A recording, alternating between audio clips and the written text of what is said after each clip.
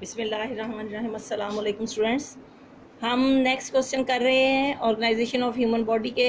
Define कल हमने किया था डिफाइन हिस्टोलॉजी के टिश्यूज़ की स्टडी को हम हिस्टोलॉजी कहते हैं। अब है डिफाइन हिस्टोपैथोलॉजी। हिस्टोपैथोलॉजी जो है एक ऐसी ब्रांच है ये जिसमें टिश्यूज़ को हम स्टडी इसलिए करते हैं कि डिज़ीज़ की आइडेंटिफिकेशन हो जाए। यहाँ ये इज़ कॉल्ड जो है आइडेंटिफिकेशन से पहले लग गया, तो यहाँ है ये कंपोजिंग में थोड़ी सी प्रॉब्लम हुई है। If tissues are study for the disease identification, यानी डिज़ीज़ के बाद जो वर्ड आएगा वो क्या है? Identification. Disease identification is called histopathology.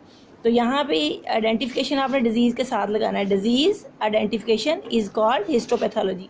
तो ये थोड़ी सी मिसप्लेस हो गया, इसको ठीक कर लेना। अगला है डिफाइन ऑर्गन, यानी हिस्टोपैथोलॉजी एक साइंस की ऐसी ब्रांच है जिसमें टिश्यूज़ को स्टडी इसलिए करते हैं। वैसे तो टिश्यूज़ की स्टडी जो है वो हिस्टोलॉजी कहलाती है, लेकिन हिस्टोपैथोलॉजी इसलिए कहते हैं कि वो उसमें डिज़ीज़ की आइडेंटिफिकेशन होती है, यानी डिज़ीज़ की बीमारियों की पहचान के लिए हम टिश्यू को स्टडी करते हैं। जैसे कैंसर हो गया, टिश्यू में अगर कोई है तो बीमारी के लिए जब हम टिश्यू को स्टडी करते हैं तो उसको कहते हैं हिस्टोपैथोलॉजी। आगे है define organ. An organ is a part of our body that perform a specific function, for example our brain, lungs and skin, stomach. यानी हमारी जिस्म का कोई भी बॉडी पार्ट जो होता है जो एक ख़ास काम करता है, हमारे पाँव, हमारी कोई भी बॉडी पार्ट, नोज़, आइज़, जो भी है वो हमारे ऑर्गन्स होते हैं। इसके बाद है राइट अबाउट स्टमक।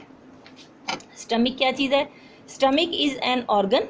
स्टमक एक ऑर्गन है।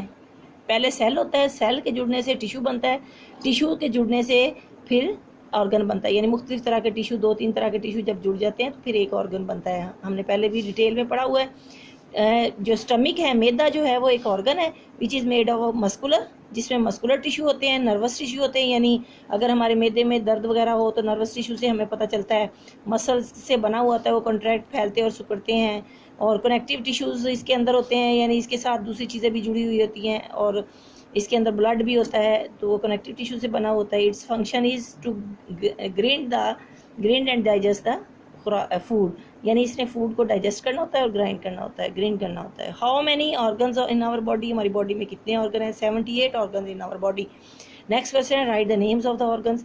ये ऑर्गन्स के नेम लिखे हुए हैं, brain, heart, kidney, liver, lungs, bones. ये हमें जब हमने ये चैप्टर नंबर किया था बेटा, ये हमारी रिवीजन हो रही है। रिवीजन, आपने ये सारे क्वेश्चन किए हुए हैं, कॉपी पे लिखे हुए हैं, याद किए हुए हैं, मैंने इनके मॉडल्स बना बना के आपको दिखाए हुए हैं।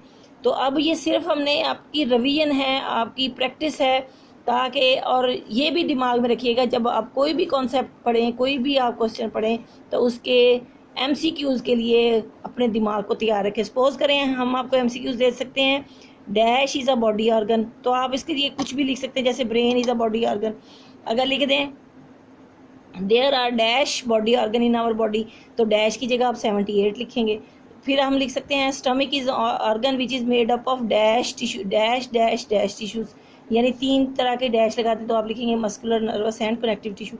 तो MCQs भी आपने इससे प्रिपेयर करने हैं, आपने इससे अपने कॉन्सेप्ट को और एंगल से भी देखना है, और क्वेश्चन आंसर भी इसके लर्न करने हैं, ये पेपर में आएंगे।